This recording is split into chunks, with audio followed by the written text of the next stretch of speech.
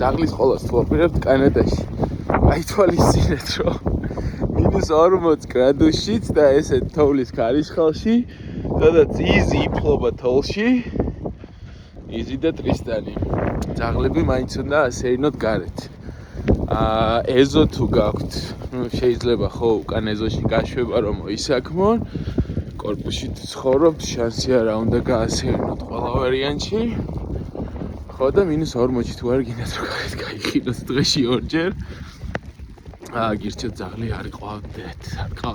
მაგის გარდა ძაღლის მოსაქმებული უნდა აიღოთ, მაგაზე ჯარიმები არის. და კიდევ ერთი, ან საჭმელი ძვირი არ ღირს ძაღლის. მაგრამ ვეტერინარი ღირს ძალიან ძვირი, თითო ვიზიტი მე მგონი $50 ზევით არის. ესე რომ, ხო?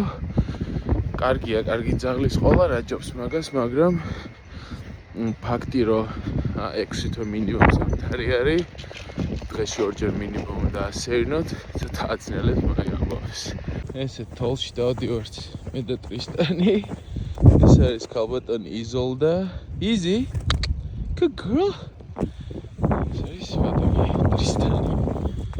ასეირნოთ სამეზობლოში.